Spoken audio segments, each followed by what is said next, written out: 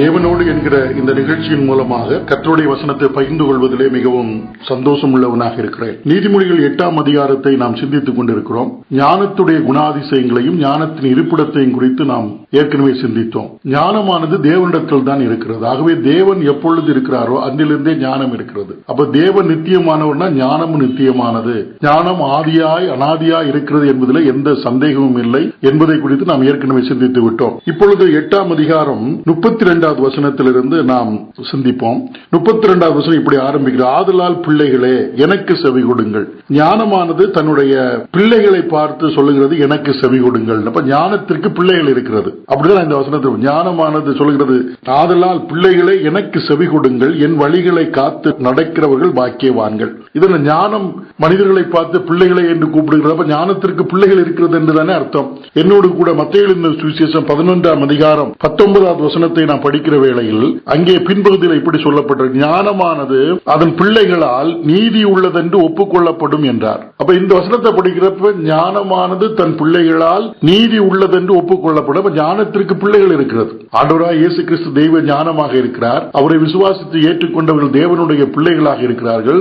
ஞானம் தேவனிடத்தில் தான் ஆரம்பமாகிறது. தேவனுக்குள் தான் ஞானமே இருக்கிறது. அப்படி என்றால் தேவனுடைய பிள்ளைகள் ஞானத்தின் பிள்ளைகள் என்பதில் எந்த சந்தேகம் கிடையாது. இங்கு சொல்லப்பட்டிருக்கிறது, ஆதலால் பிள்ளைகளை எனக்கு செவி கொடுங்கள். ஞானம் அனாதியாய் ஆதிகாலம் முதல் இருப்பதனாலே அந்த ஞானத்திற்கு நாம் செவி கொடுத்தால் என்ன நடக்கும்? என் வழிகளை காத்து நடக்கிறவர்கள் பாக்கியவான்கள். ஞானம் போதிக்கிற வழியை காத்து நடக்கிறவர்கள் பாக்கியவான்கள். பரிசுத்த வேதாகமத்திலே இந்த பாக்கியவான்கள் என்கிற வார்த்தை பலமுறை பயன்படுத்தப்பட்டிருக்கிறது. பாக்கியவான்கள் என்றால் சந்தோஷமானவர்கள், திருப்தியானவர்கள், கொடுத்து வைத்தவர்கள் என்று அர்த்தமாகும். மகிழ்ச்சிக்குரியவர்கள் என்று அர்த்தமாகும். ஆகவே ஞானத்தினுடைய வழிகளின் படி நடக்கிறவர்கள், ஞானத்திற்கு செவி கொடுக்கிறவர்கள், ஞானத்தின் வழிகளை காத்து நடக்கிறவர்கள் பாக்கியவான்கள். ஞானம் நமக்கு போதிக்கிறதை நாம் கேட்க வேண்டும். அதற்கு நாம் என்ன செய்ய வேண்டும்? 33வது வசனம்: நீங்கள் புத்தியை கேட்டு ஞானம் அடையுங்கள், அதை விட்டு விலகாதிருங்கள். ஞானமானது தம்முடைய வழியை நமக்கு காண்பிக்கிறது, புத்திமதிகளை நமக்கு சொல்கிறது. அதனாலே நாம் ஞானம் அடைந்து ஞானம் காட்டக்கூடிய வழிகளை விட்டு நாம் விலகாமல் இருக்க வேண்டும்.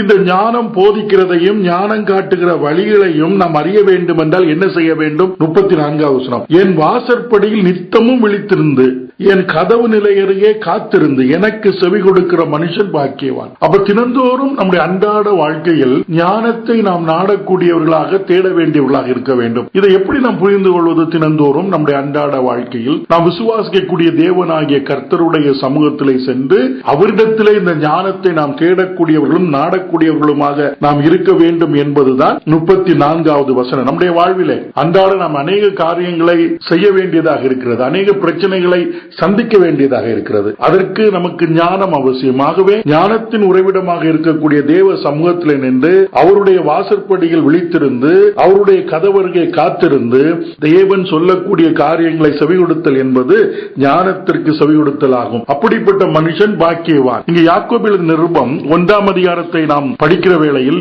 இங்கே ஒரு வசனம் நமக்கு தெளிவாக சொல்லப்பட்டிருக்கிறது.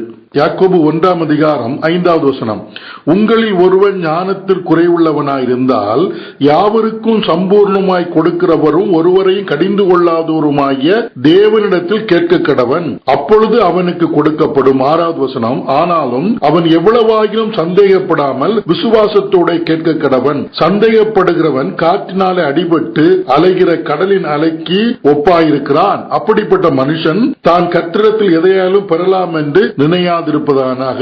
இந்த 5வது வசனத்தில் நாம் படிக்கிறப்ப ஞானத்தை நாம் தேவனிடத்தில் கேட்டு பெற்றுக் கொள்ள வேண்டும் என்று சொல்லப்படுகிறது. எப்பொழுது நமக்கு ஞானம் தேவை? நம்முடைய வாழ்வில் அநேக பிரச்சனைகள் வருகிற வேளையில அதை எப்படி கையாளுவது என்று நாம் தெரியாமல் இருக்கிற வேளையில நமக்கு தேவ ஞானம் அவசியமாகவே.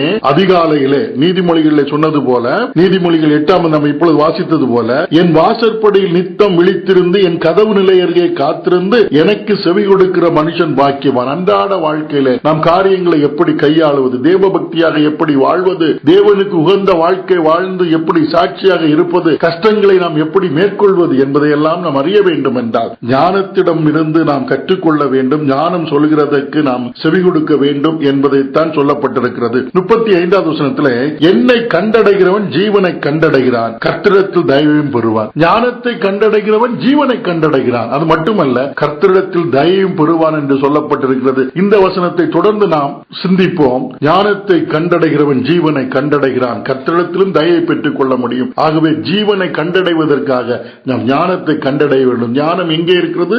தேவனிடத்தில் இருக்கிறது. கர்த்தராகிய இயேசு கிறிஸ்து தான் தெய்வ ஞானமாக இருக்கிறார். அவர்களை கண்டடைந்தவர்கள் ஜீவனை கண்டடைகிறார்கள் என்பதில் எந்த சந்தேகங்களை தொடர்ந்து இந்த வசனங்களை நாம் சிந்திப்போம். கர்த்தர் தாமே இந்த வசனங்களை நமக்கு ஆசீர்வதித்து தருவாராக. ஆமென்.